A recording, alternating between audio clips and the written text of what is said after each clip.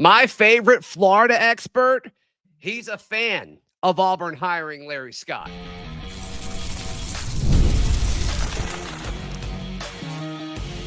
You are Locked On Auburn, your daily podcast on the Auburn Tigers. Part of the Locked On Podcast Network, your team every day. Yes, welcome on into Locked On Auburn, your daily Auburn Tigers podcast. I'm your host, Zach Blackerby, and thank you so much for making Locked On Auburn your first listen every single day. Brandon Olsen, host of Locked On Gators, hanging out with us for a few minutes on this quick special edition of Locked On Auburn. I want to talk about this kind of natural rivalry that maybe is formed between the two new head coaches at Florida and at Auburn, and how both teams open SEC play against each other in their third game of the season. We'll talk about that in a second. But Brandon, Larry Scott spent some time coaching tight end at Florida, goes on to Howard to be the head coach there for a few seasons. Now he's Auburn's tight end coach on Alex Golesh's first staff. Your initial reaction, it appears that you like this hire. Yeah, I think Larry Scott's a hell of a coach. I do. I think he's a great coach. And I think that, some of the guys, like we could talk about Kyle Pitts. Kyle Pitts' best year was right after Larry Scott left, but Kyle Pitts wasn't this, world-beating tight end recruit. He was someone that became better, and we watched him grow at Florida. And so I'm not fully crediting, that was all Larry Scott, but Larry Scott absolutely played a part in that. And I think that's important for Kyle Pitts that, yeah, again, his best year was after Larry Scott left, but those 2 years of development and then Kyle Pitts had his big year. I think that was very helpful for the development there. And Florida's not a spot that has had a ton of tight end success in the past decade or so. And so we get the John Mackey Award winner there, and I credit Larry Scott with that. Yeah. So he leaves, and this was several seasons ago. He was at Howard, I think, from 2020 to this past season, 2025. So it's been a minute since he left Florida, but from as far as you can remember, as best you can, like, what was the feeling when, okay, he had this success building up Kyle Pitts, then he leaves to be a head coach, position coach to head coach? It's a pretty big jump. I mean, it makes sense from Florida to Howard, but what was the feeling when that happened? I think most people in the Florida Gators fan base, we felt happy for him. I know that oftentimes that's not how it goes, but I do think that at least the circle that I hang around with of Florida fans, we're like, all right, good for you for getting a head coach opportunity. It's really difficult. I know it's going from Florida to Howard, and people are going to be like, that doesn't sound as promising, but the opportunity to be a head coach at Howard was more than you can turn down. Right. And so I think that for Larry Scott, like, most people that I know were happy for him. Most people that I know still really highly think of him, and they've got a great opinion of him. They love him. I know some people wanted him to be part of Florida staff, obviously not in the cards, but I know some people wanted that to happen. And yeah, I think that he's still someone. And let's also say, like, as a Florida Gators fan, I can say things often sour with people that leave Florida, and for people to be like, no, like, we want you to come back, I think is indicative of how people at Florida feel about him. So I didn't realize this. You probably know this, but I'm reading the release that Auburn sent when that became official. And of course, at Florida, 2018 and 2020, he coached Kyle Pitts, who became the highest drafted tight end in NFL history when the Falcons took him at 4th overall. Did you know that was the highest ever? I didn't realize that. Yeah. Eat that, Brock Bowers. That's right. Take that, Brock Bowers. And then obviously spent some time at Tennessee. He coached Ethan Wolf, who was a solid tight end. And then he was the OC at Tennessee in 2017. So, but to go be a head coach somewhere for several years and then to come and be a position coach, just from the Auburn point of view, I mean, that's something that Golesh has done a lot of. There's a lot of former head coaches on this staff. Now you got to hope that turns into, production. But, I think this is a staff with a ton of experience now, as he's kind of the final piece of all of this. Yeah, I think it's a great idea for a young coach, but especially a coach getting his first P4 job to go, let me get some head coaches. And it's also interesting because kind of going the opposite direction in Florida. Florida has hired a bunch of young coaches that haven't had the head coach experience. Like Brandon Harris, Chris Collins. Like, we got guys that are 33, 34, 35 years old. and they're going to be position coaches. It's kind of the opposite approach that Alex Golesh is taking. It's going to be really interesting to see there, especially, you mentioned the parallel rivalry that we're now forced into, which I love. And I'm sure your listeners are going to like the opportunity to talk trash to me in week 3. Can't wait for that one. To think it's going to wait till week 3. You are sadly mistaken, my friend. I am surprised I didn't get tagged the day the schedule came out. I'm surprised I didn't get a tag. They love you so much. Oh yeah, they're the best. Don't worry, I'm wearing my Gator Boys Stay Hot shirt because this is what a national championship basketball team does. There it is. I'm surprised it took you that long for the dig, for sure. Yeah, let's jump into that game now and this kind of the parallel of Auburn and Florida, then how they both open up SEC play against each other. Let's jump into that in just a moment, right here on Locked on Auburn.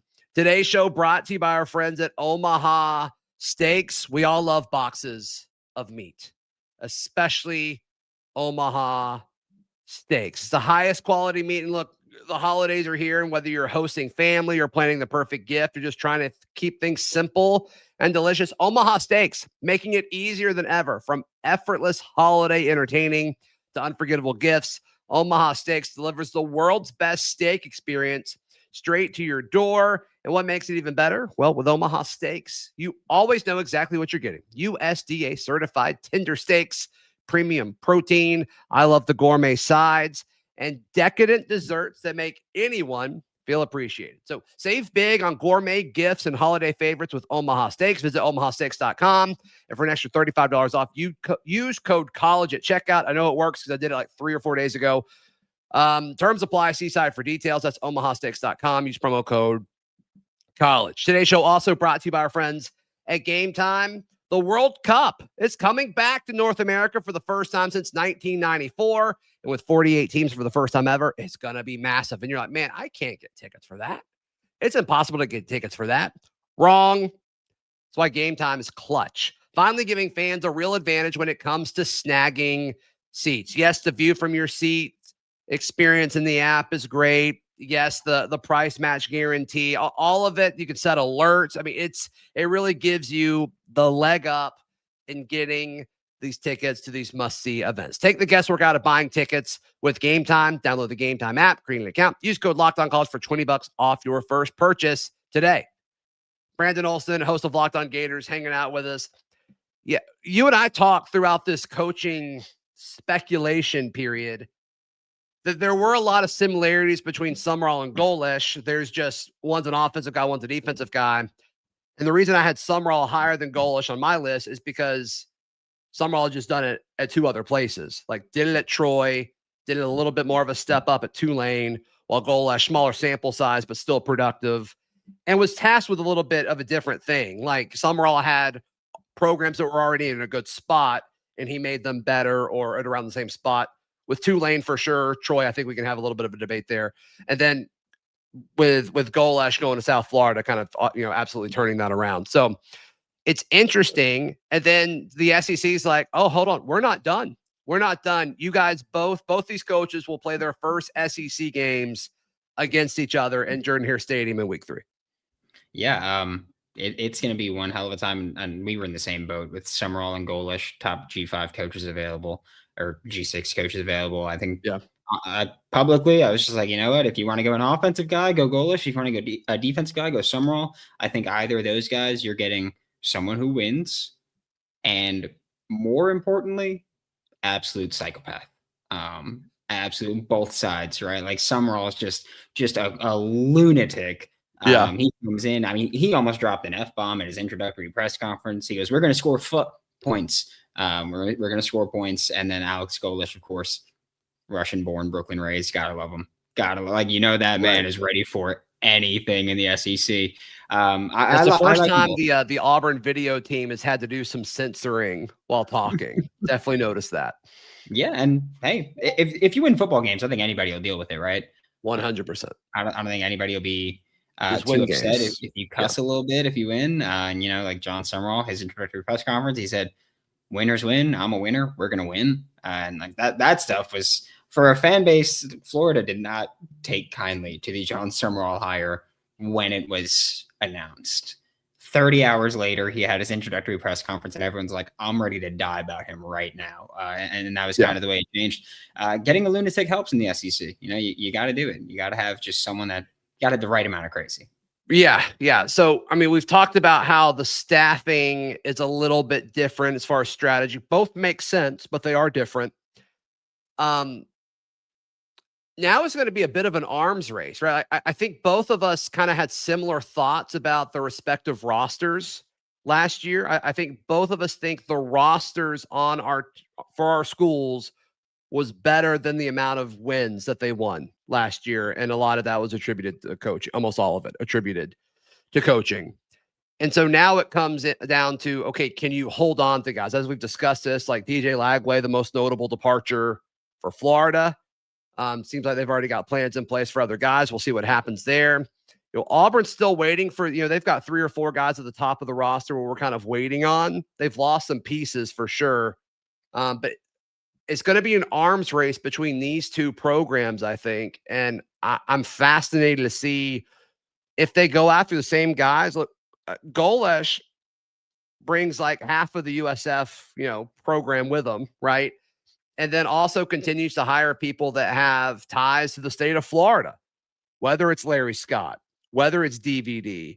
And so these recruiting battles within y'all's state, like those aren't going anywhere.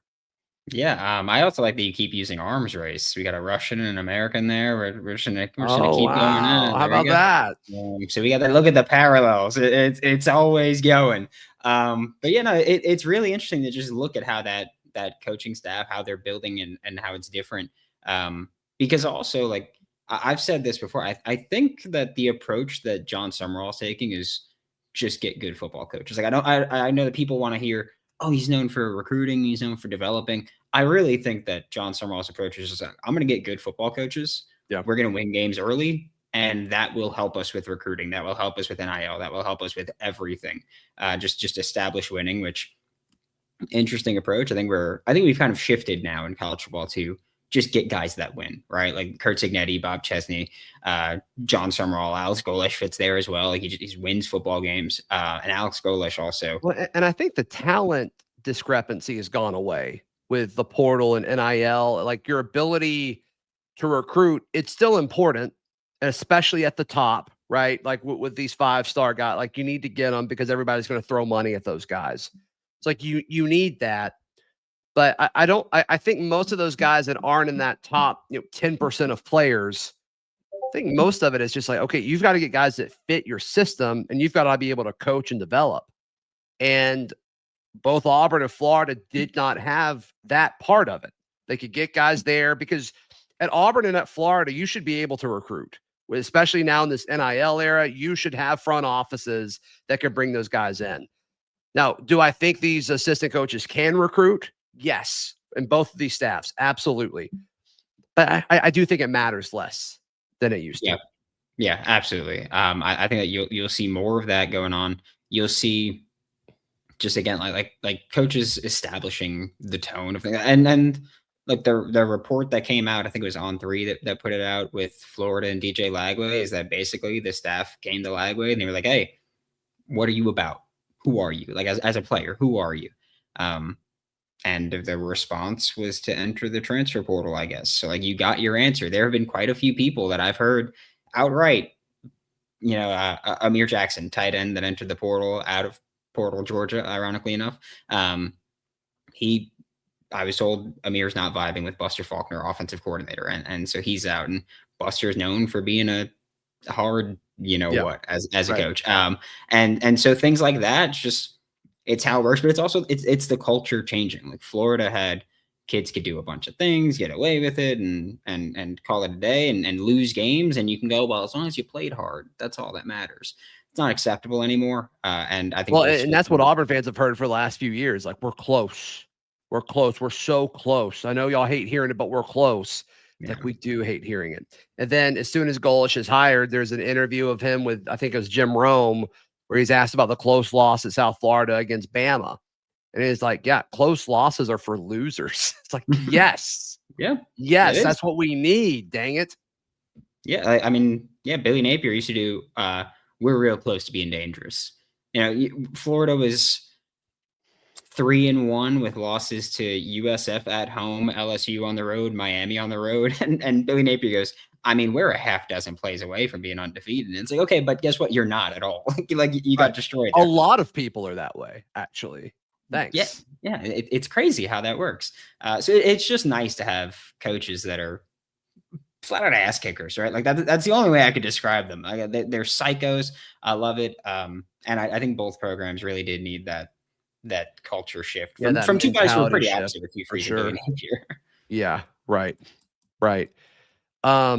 Yeah, and the fact that, I mean, obviously, I think the fact that it's in Auburn will benefit Auburn, right? As if it was in Gainesville, it would benefit Gainesville, Florida. So we'll see how that plays out closer to time. Impossible to pick right now with, not knowing the roster and the quarterbacks and all that. But I got a feeling both teams will be heavy spenders in the portal with all the support behind their new coaches, which will be fun.